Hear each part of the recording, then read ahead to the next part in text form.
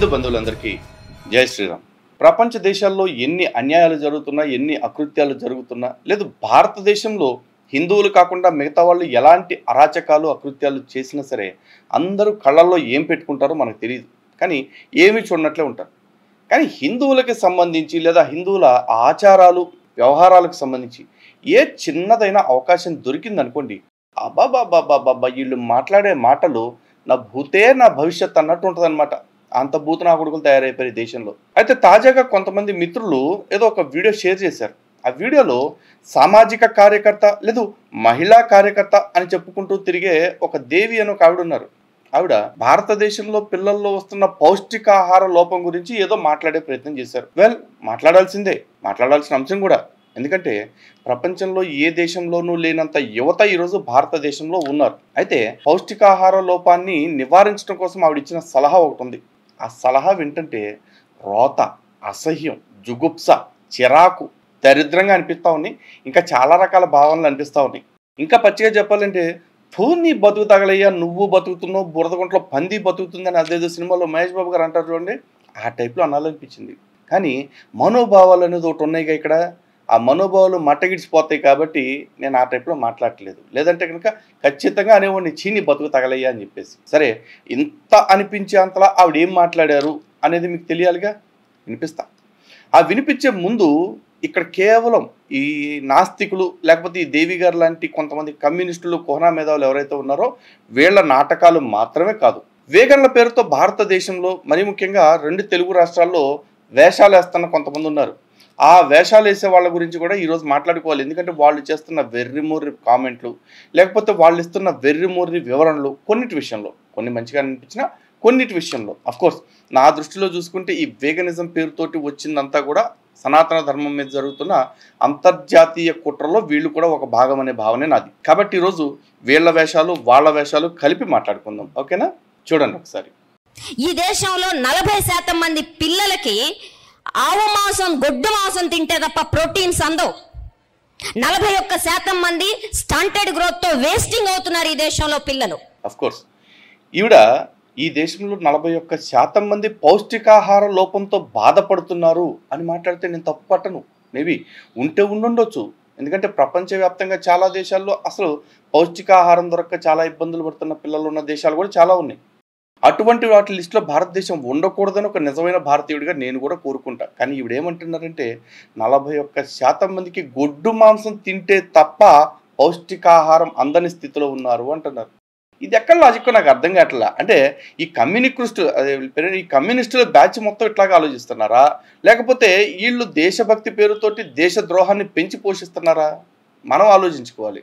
ఎందుకంటే ఈ దేశంలోనే కాదు, ప్రపంచవ్యాప్తంగా చూసుకుంటే మనుషులు తినటం కోసం అనేక రకాల ఆహార పదార్థాలు ఉన్నాయి. అందులో ఏ జీవి యొక్క ప్రాణం తీయకుండా కూడా మనిషికి కావలసిన పోషకాలన్నీ పొందగలిగే స్థితి ఉంది ఈ రోజున. అందులో సిరిధాన్యాలు కావచ్చు, పప్పు ధాన్యాలు కావచ్చు, ఇంకా ఇతర రకాల కూరగాయలు కావచ్చు, పండ్లు కావచ్చు, చాలా రకాలు ఉన్నాయి. కానీ ఇప్పుడు ఏమంటారు విచిత్రంగా, లేదు గొడ్డును కోసుకు తింటేనే, గొడ్డు మాంసం తింటేనే బలం అవుతుంది అని చెప్పేసి ఈ బలుపు మాటలు మాట్లాడుతూ ఉన్నారు. మరి అంత బలుపు ఎలా వచ్చింది? ఈవిడ కూడా గొడ్డు మాంసం తిన్నారా? ఈ దేశంలో పిల్లలకు కావాల్సిన పోషకాహారం గురించి మీరు ప్రశ్నిస్తే మేము కూడా హర్షిస్తాం. ఇన్ఫ్యాక్ట్ మేము కూడా మీ పోరాటంలో భాగస్వాములు అవ్వాలి అనుకుంటే కనుక ఖచ్చితంగా మా వీళ్ళని బట్టి మేము కూడా అవుతాం. ఎందుకంటే ఈ దేశం మీకు మట్టి మాత్రమే, మాకు తల్లి. ఆ తల్లి కడుపున పుట్టిన ప్రతి ఒక్కళ్ళు మాకు సోదరుడు సోదరిమని అనుకుంటాం మేము. కాబట్టి వాళ్ళందరూ ఆరోగ్యంగా ఉండాలని మేము అనుకుంటాం. తిండి కలిగితే కండగలదోయ్, కండగలవాడేను మనిషోయ్, ఒట్టి మాటలు కట్టిపెట్టోయ్, గట్టి మేలు తల పెట్టబోయ్, దేశమంటే మట్టి కాదోయ్, దేశమంటే మనుషులోయ్ అని మేము కూడా నమ్ముతాం. మీలాగా సగం సగం పంక్తులు పట్టుకుని ఊరేగే రకం కాదు కదా మేము. కానీ మీరు గొడ్డు మాంసం గురించి మాత్రమే ఎందుకు మాట్లాడుతున్నారు అనేది కూడా ప్రజలకు సమాధానం చెప్పుకోవాల్సిన బాధ్యత మీ మీద ఉంది. ఒక్కసారి నెక్స్ట్ లైన్ కూడా వినండి, మీకే అర్థమవుతుంది. వాళ్ళ ఆహార సంస్కృతిని నాశనం చేయడానికి ఈ ప్రభుత్వాలకు ఏం హక్కు ఉందని అడుగుతున్నా. నీ మతం ఏదైనా కావచ్చు, నీ ధర్మం ఏదైనా కావచ్చు, ఈ దుర్మార్గాన్ని నువ్వు ఎట్లా సంస్కృతిగా కొనసాగిస్తావు? నీ మనోభావాలు గాయపడితే లక్షలాది పిల్లల జీవితాలు నాశనం అయిపోతే నీకు పర్వాలేదా అని అడుగుతున్నాను నేను. ఏ సంస్కృతి గురించి మాట్లాడతాం మనం? ఏ సాంప్రదాయం గురించి మాట్లాడతాం? చూశారు కదా, మళ్ళీ చివరాఖరికి వచ్చేపటికి ప్రభుత్వాలు ఇటువంటి నిర్ణయాలు తీసుకోవటం కరెక్టేనా అంటే, బహుశా ఈ వీడియో మోదీ గారు గోవధ నిషేధం మీద ఆర్డినెన్స్ తెచ్చినప్పుడు చేసి ఉండుంటే ఉండుండొచ్చు. ఆ టైంలో వీళ్ళే కాదు, చాలా రాష్ట్రాల్లో కమ్యూనిస్టులు రెచ్చిపోయారు. ఇన్ఫ్యాక్ట్ కేరళలో అయితే కనుక అప్పటి దేవాదాయ శాఖ మంత్రి సాక్షాత్తు బీఫ్ పట్టుకుని నేను తింటాను అంటూ అడ్డగాడిదలాగా పోజులు కొట్టాడు. ఏం చేస్తాం? ఈ దేశం చేసుకున్న దౌర్భాగ్యం ఇట్లాంటి వాళ్ళు భారతదేశంలో బతకటం. అసలు ఇక్కడ ఇది మతానికి ముడిపెట్టిన అంశం కాబట్టే ఈ కమ్యూనిస్టులు అందరూ ఇక్కడ స్టేజీలెక్కి ఈ రకంగా ఒర్రారు తప్ప వీళ్ళకి నిజంగా ఆ పౌష్టికాహార లోపంతో బాధపడుతున్న పిల్లల మీద అపేక్ష కాదు. ఎందుకంటే భారతదేశ ప్రభుత్వం కావచ్చు, రాష్ట్ర ప్రభుత్వాలు కావచ్చు, ఈ రోజు కూడా పౌష్టికాహార లోపాన్ని నివారించాలని చెప్పేసి అంగన్వాడీ సెంటర్లని కేంద్రంగా చేసుకుని గుడ్లు ఇస్తున్నారు బాలింతలతో పాటు పసిపిల్లలకు కూడా. వాళ్ళతో పాటు వాళ్ళకి పౌష్టికాహారం కోసం అని చెప్పేసి అన్ని ధాన్యాలతో చేసిన ఆ పౌడర్లు కూడా ఇస్తూ ఉన్నారు వాళ్ళు బలంగా ఉండాలని. వీటితో పాటు ఐరన్ టాబ్లెట్స్ కావచ్చు, కాల్షియం టాబ్లెట్స్ కావచ్చు, అలాంటివన్నీ ఫ్రీగా ఇస్తున్నారు. ఇవన్నీ ఎందుకు చేస్తున్నారు? ఎంత నీచమైన ప్రభుత్వమైనా, ఎంత చేతగాని ప్రభుత్వమైనా ఈ దేశపు భవిష్యత్ అయిన యువత లేకపోతే పిల్లలు నిర్వీర్యం అవ్వాలని ఎవరు కోరుకోవట్లా. వాళ్ళు అవినీతి చేస్తూ ఉండొచ్చు, లేకపోతే అక్రమాలు చేసుకుంటూ ఉండొచ్చు రాజకీయ నాయకులు. కానీ ఏ పార్టీ వచ్చినా ఈ దేశపు భవిష్యత్తు విషయంలో మాత్రం జాగ్రత్తగానే ఉన్నారు అని నాలాంటి వాళ్ళ భావన. కానీ వీళ్ళు అడ్డగాడిదలాగా కొంతమంది మతం మీద, ధర్మం మీద కోపంతో, సనాతన ధర్మం మీద కోపంతో, లేదు ఆ గొడ్డు మాంసం తినే పాషండులు ఎవరైతే ఉన్నారో వాళ్ళ మీద వల్లమాలిన ప్రేమతోటి ఇటువంటి దిక్కుమాలి వ్యాఖ్యలు చేస్తూ ఉన్నారు. నిజానికి పౌష్టికాహారం పెట్టడమే వీళ్ళ ఆలోచన, లేకపోతే వీళ్ళ కోరిక అయి ఉంటే గనక గొడ్డు మాంసంతో పాటు అంతకంటే పౌష్టికాహారం పంది మాంసంలో ఉంటుంది. మరి పంది మాంసం కూడా ఈ దేశంలో ఉన్న ప్రతి పిల్లవాడికి నిర్బంధ ఆహారంగా మార్చాలి అని చెప్పేసి వీళ్ళు అడగగలరా? అడగలేరు. ఎందుకంటే పంది మాంసం పేరెత్తంగానే కొంతమంది పందుల కోపానికి వీళ్ళు గురి కావాల్సి వస్తుంది. పందులంటే పందులనే అనాలి. ఆ పందుల జాతి యొక్క కోపానికి గురి కావాల్సి వస్తుంది కాబట్టి పంది మాంసం టాపిక్ వీళ్ళు మాట్లాడరు. కానీ పందుల్లాగా పడి సనాతన ధర్మం గురించి మాట్లాడమంటే మాత్రం, సనాతన ధర్మం గురించి కమెంట్లు చేయమంటే మాత్రం తెగ రెచ్చిపోతూ ఉంటారు. అందుకే ఇట్లాంటి కమ్యూనిస్టులు కావచ్చు, నాస్తికులు కావచ్చు, వీళ్ళ నాటకాలు ఏమిటి, ఎలా ఉంటాయి, సనాతన ధర్మం విషయంలో వీళ్ళు చేస్తున్న కుట్రలు ఎలా ఉంటాయి అనేది ఇలాంటి వాటిని చూసి మీరు అర్థం చేసుకుంటారని పాత వీడియో అయినా సరే దీని మీద ఫ్రెష్గా కౌంటర్ చేయాల్సి వచ్చింది. అయితే ఈ సందర్భంలో మనం మరీ ముఖ్యంగా గుర్తుపెట్టుకోవాల్సింది ఎవరి గురించో తెలుసా? ఈ దేశంలోనే ఉంటున్న ఒక విచిత్రమైన జాతి ఉంది, వాళ్ళ పేరు వీగన్స్. ఇందులో వీగన్స్ గురించి చాలామందికి పేరు తెలుసు కానీ వాళ్ళ తీరేంటో తెలియదు. మామూలుగా ఏమనుకుంటారంటే వెజిటేరియన్ అంటే మాంసం తినకపోవటం అనుకుంటారు. అలాగే ఈ వీగనిజం అంటే ఏంటంటే మాంసంతో పాటు జంతువుల యొక్క పాల పదార్థాలు ఏవైతే ఉన్నాయో వాటిల్ని కూడా స్వీకరించరు. అయితే అలా తినొద్దు అని హిందువులకి నూరిపోసే వీళ్ళు, అరే పాల పదార్థాలే కాదు, పాలు ఇచ్చే జంతువుల్ని కోసుకు తింటే తప్ప మేము బతకలేము అని చెప్పేసి ఇట్లాంటి నికృష్టులు మాట్లాడుతూ ఉంటే వీళ్ళ దగ్గరికి వచ్చేసి తప్పు, నువ్వు అట్లా మాట్లాడకూడదు, నీకు పౌష్టికాహారం కావాలంటే ఇన్ని రకాల ఆప్షన్స్ ఉన్నాయి, ఇవన్నీ కూడా తినొచ్చు అని చెప్పొచ్చు. నిజానికి వీళ్ళు చాలా వీడియోల్లో చెప్పారు. కాకపోతే అది చెప్పేదంతా ఎవరికి చెప్పారంటే ఈ పాల పదార్థాలు తినేవాళ్ళు ఎవరైతే ఉంటారో, like dairy and dairy products, by products తినేవాళ్ళు ఎవరైతే ఉంటారో వాళ్ళకి చెప్పారు. ఎట్లా పాలకు బదులుగా నువ్వు సోయా పాలు వాడచ్చు, లేకపోతే వెన్న మేగడకి బదులుగా సోయా బటర్, పీనట్ బటర్ ఇట్లాంటివి వాడచ్చు అంటూ ఆల్టర్నేటివ్స్ చూపించారు. మరి ఇన్ని ఆల్టర్నేటివ్స్ చూపించి ఈ పాల పదార్థాలు మానేయాలని చెప్పిన వీళ్ళు ఇలా పాలిచ్చే జంతువుల్ని కోసుకు తినటం తప్పు, నీకు ప్రోటీన్ కావాలంటే తినడానికి చాలా ఉన్నాయి పెంటదానా అని చెప్పేసి ఎవరన్నా చెప్పే ప్రయత్నం చేస్తారా? చేయరు. ఇంత చేసి వీళ్ళందరూ చేసే పని ఏంటి? వీళ్ళంతా ఎవరు అంటే వీళ్ళు గొడ్డు మాంసం తినమని చెప్తారు. వాడేమో గొడ్డు మాంసంతో పాటు అసలు గొడ్డుకు సంబంధించిన పాల పదార్థాలు కూడా ముట్టడానికే వీల్లేదు అని చెప్పేసి చెప్తాడు. ఇద్దరు చెప్పినా సరే హిందువులకే చెప్తారు. కారణం ఏమిటి అంటే హిందువులు ఈ రోజున గోమాంసం విషయంలో బాధపడుతున్నారు. ఎందుకంటే గోవు మన తల్లిగా భావిస్తున్నాం కాబట్టి ఆ తల్లిని కోసుకు తింటే తప్పేంటి అంటూ ఒక గాడిద మాట్లాడతాడు.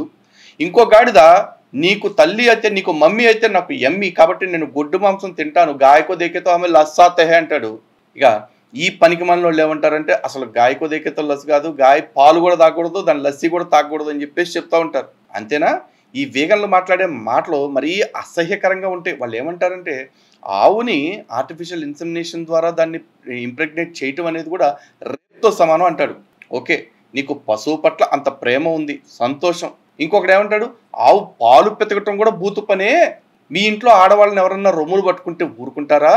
అలాగే ఆవు పొదుగు మీద నువ్వెవడో చేయటానికి, కాబట్టి ఆవు నువ్వు సెక్షువల్గా ఎక్స్ప్లాయిట్ చేస్తాను అంటాడు. అలాంటి గాడిదలకు ఎప్పుడు అర్థమవుతుంది ఇదంతా కూడా విదేశీ భావజాలం రా అయ్యా? మా విషయంలో మేము హిందువులుగా ఆలోచించుకుంటే మాతృమూర్తి నుంచి స్తన్యం తీసుకునేటప్పుడు ఎటువంటి జుగుప్సాకరమైన ఆలోచనలు ఉండవు, పవిత్ర భావన ఉంటుంది. ఆ తల్లి పాలు తాగి రొమ్ము గుద్దే రకాలు మేము కాదు అన్న విషయం మా క్లారిటీ ఉంది. ఈ క్లారిటీ లేని అడ్డగాడిదలు వచ్చేసి ఇలా చెప్తా ఉంటారు.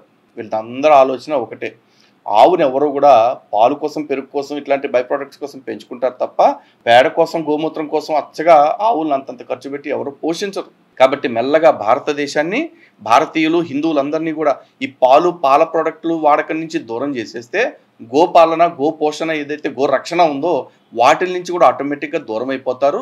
అప్పుడు ఈ ఆవుల్ని కోసుకు తినడానికి, లేకపోతే ఎక్స్పోర్ట్ చేసుకుని ఎగేసుకుని తినడానికి ఈ పశ్చిమాసియా దేశాలన్నీ సిద్ధంగా ఉన్నాయి, అరబ్ దేశాలన్నీ రెడీగా ఉన్నాయి. క్రూర మృగాలు తిన్నట్టు మన గోమాతల్ని కోసుకు తినడానికి వాళ్ళంతా కాసుకు కూర్చున్నారు. కాబట్టి వాళ్ళ పేరుతో బోల్డంత వ్యాపారం చేసుకోవచ్చు అని చెప్పేసి విదేశీ ఫండెడ్ ఉద్యమాల్ని భారతదేశంలో నడిపిస్తూ భారతీయులందరినీ కూడా వేగనిజం వైపు నడిపించాలని కుట్రలు చేస్తూ ఉన్నారు. మరి అంత కుట్రలు చేస్తూ ఉంటే వాళ్ళందరూ వచ్చి శుద్ధులు చెప్పేది హిందువులకా? ఆవును కోసుకుని తింటే పర్వాలేదని చెప్పి అడ్డగాడిదలకి, ఆవును తింటే తప్ప మేము బలవలేమనుకునే పౌరంబోకులకి ఏం చెప్తారు మీరు? నిజం చెప్పాలంటే ఆవిడ అంటుంది, పౌష్టికాహార లోపం వల్ల ఇంతమంది పిల్లలు ఇబ్బంది పడుతున్నారు, వాళ్ళకి గొడ్డు మాంసం తింటేనే కరెక్ట్ అని చెప్పేసి. మరి అదే గొడ్డు మాంసం తినటం వల్ల లేనిపోని ఆరోగ్య సమస్యలు వస్తాయని కూడా ఇక్కడే చెప్తున్నారు. ఒక స్టడీ ప్రకారం చూడండి ఏమేమి సమస్యలు వస్తున్నాయో చూస్తున్నారుగా. webmd.com అనే ఒక వెబ్సైట్లో క్లియర్గా ఒక స్టడీ చెప్తున్నారు. Beef can be A healthy part of your diet but should be eaten in moderation.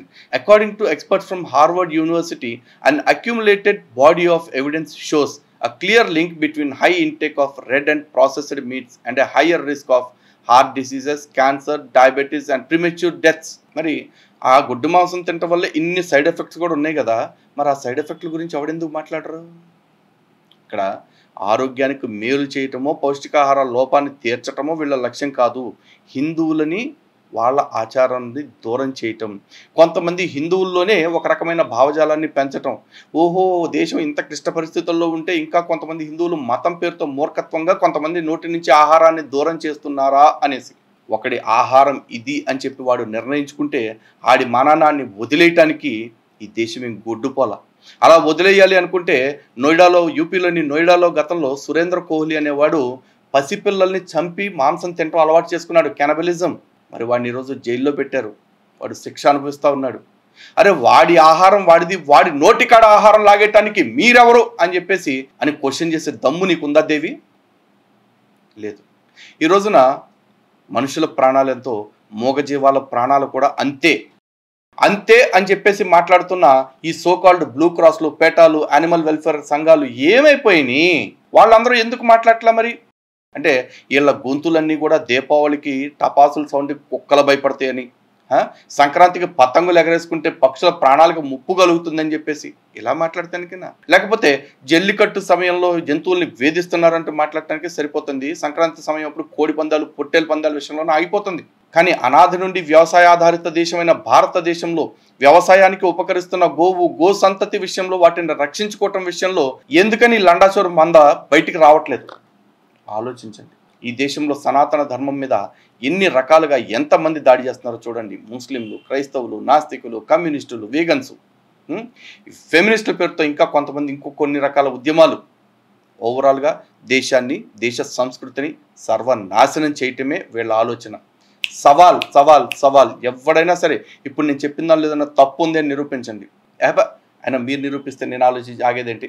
నేను మళ్ళీ చెప్తున్నా, గోవు నాకు తల్లి, గో సంతతి పట్ల నాకు ఆరాధనా భావం ఉంది. ఈ దేశంలో నా మత స్వేచ్ఛని, నా మతపరమైన ఆచారాన్ని ఎవడైనా సరే వ్యతిరేకిస్తాను అంటే ఓపెన్గా చెప్తున్నా, వాళ్ళ విషయంలో మేము కూడా అంతే తీవ్రంగా ప్రతిఘటించాల్సి వస్తుంది. గుర్తుపెట్టుకోండి. సో హిందూ బంధువులారా, ఇలాంటి వాళ్ళ కుట్రల విషయంలో జాగ్రత్తగా ఉండండి. కేవలం ఈ నాస్తికుల నాటకాల విషయంలోనే కాదు, వేగన్ల వేషాల విషయంలో కూడా సమాజానికి అవగాహన కల్పించండి. గతంలో నివేదా థామస్ అనే ఒక హీరోయిన్ ఆవు పాలతోటి, అప్పుడే తీసిన ఆవు పాల పొదుగు నుంచి కాఫీ పెట్టుకోవటం ఎట్లా అని చెప్పేసి ఒక సరదాగా ఒక ఇన్స్టా వీడియో చేస్తే ఆవిడ విషయంలో చాలామంది వేగన్స్ రెచ్చిపోయారు. బీ రెస్పాన్సిబుల్, నువ్వు ఒక ఆడదాన్ని అయ్యుండి మరొక ఆడదాన్ని అంటే గోవుని, మరొక స్త్రీమూర్తిని ఈ విధంగా వేధిస్తావా, ఈ విధంగా వేధించమని పబ్లిక్ని ఎంకరేజ్ చేస్తావా అంటూ దిక్కుమాలు కామెంట్లు పెట్టారు. మరి ఇప్పుడు అట్లాంటి మందంతా వచ్చి ఒక ప్రాణిని అన్యాయంగా చంపి తింటే తప్ప నువ్వు బతకలేనంటూ రెచ్చగొడతావా అంటూ ఈ దేవి విషయంలో మాట్లాడట్లేదు. ఎందుకు? మీరు ఆలోచించుకోండి. ఆలోచించుకోవటం మాత్రమే కాదు, అందరినీ ఈ విషయంగా ఎడ్యుకేట్ చేయండి. ఈ వీడియోని వీలైతే ఎక్కువ మందికి షేర్ చేయండి. మరో అంశంతో మళ్ళీ కలుద్దాం. జై గోమాత, జై శ్రీరామ్, భారత్ మాతా కీ జై.